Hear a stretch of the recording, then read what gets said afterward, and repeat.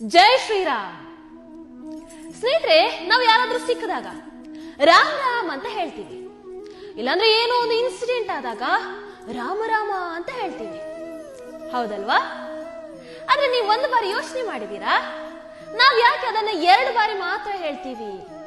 ನಾವ್ ಯಾಕೆ ರಾಮ ರಾಮ ರಾಮ ಅಂತ 3 ಸರ್ತಿ ಹೇಳಲ್ಲ? ಅಥವಾ ಯಾಕೆ ನಾವು ರಾಮ ಅಂತ 1 ಸರ್ತಿ ಹೇಳಲ್ಲ? ಯಾಕೆ 2 ಬಾರಿನೇ ಹೇಳ್ತೀವಿ? ಏನಾದ್ರೂ ರೀಸನ್ಸ್ ಇದೆಯಾ? ಅಫ್ಕೋರ್ಸ್ ಇದೆ. ನಾನು ಯಾವಾಗ್ಲೂ ಹೇಳ್ತಾ ಇರ್ತೀನಿ, ಸನಾತನ ಧರ್ಮದಲ್ಲಿ ಯಾವುದೇ ಆಚರಣೆ ಆಗಿರ್ಲಿ ಅದಕ್ಕೆ ಅದರದೇ ಆದಂತ ಒಂದು ಮಹತ್ವ ಇರುತ್ತೆ, ಅದಕ್ಕೆ ಅದರದೇ ಆದಂತ ಅರ್ಥ ಇರುತ್ತೆ ಅಂತ. ಅದೇ ರೀತಿ ಇದರಲ್ಲೂ ಇದೆ. ಏನನ್ನುವಂಥದ್ದನ್ನ ಹೇಳ್ತೀನಿ.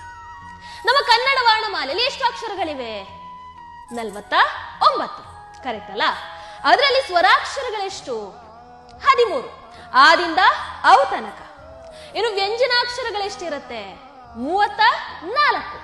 ಕಕ ಗಗಂಗ ಚ ಚ ಜ ಜ ಟ ಟ ಡ ಡ ಣ ತ ತ ದ ದ ನ ಪ ಪ ಪ ಪ ಮ ಯಾರ ಲಾವ ಶ ಶ ಸ ಹ ಳ.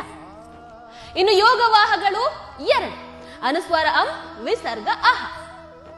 ಈಗ ನಾವು ರಾಮ ಅಂತ ಹೇಳಿದಾಗ ರಾ ರ ಪ್ಲಸ್ ಅ ರಾ ಅಂತ ಆಗುತ್ತೆ, ಕರೆಕ್ಟಾ? ಸೊ ರಾ ಅನ್ನುವಂಥದ್ದು ವ್ಯಂಜನಾಕ್ಷರಗಳಲ್ಲಿ ಎಷ್ಟನೇ ಅಕ್ಷರ? 27ನೇ ಅಕ್ಷರ. ಆ ಅನ್ನುವಂಥದ್ದು ಸ್ವರಾಕ್ಷರಗಳಲ್ಲಿ ಎಷ್ಟನೇ ಅಕ್ಷರ? 2ನೇ ಅಕ್ಷರ.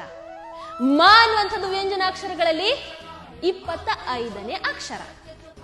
ಆಗ 27 ಪ್ಲಸ್ 2 ಪ್ಲಸ್ 25 ಎಷ್ಟಾಯ್ತು?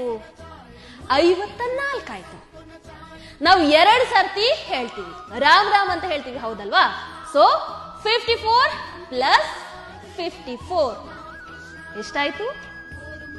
108. ಒಂದು ಜಪಮಾಲೆಯಲ್ಲಿ ಎಷ್ಟು ಮಣಿಗಳಿದೆ? 108 ಮಣಿಗಳಿದೆ, ಹೌದಲ್ವಾ? ಅಂದ್ರೆ ನಾವು ರಾಮ ರಾಮ ಅಂತ ಹೇಳಿದಾಗ ಅದು ಒಂದು ಜಪಮಾಲೆಗೆ ಸಮನಾಗತ್ತೆ.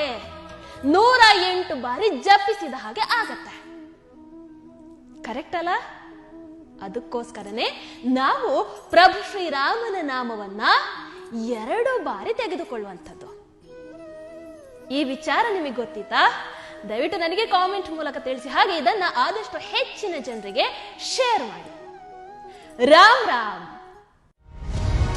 ಟಿವಿ ವಿಕ್ರಮ, ದೇಶ ನಿಮ್ಮ ಕೈಯಲ್ಲಿ.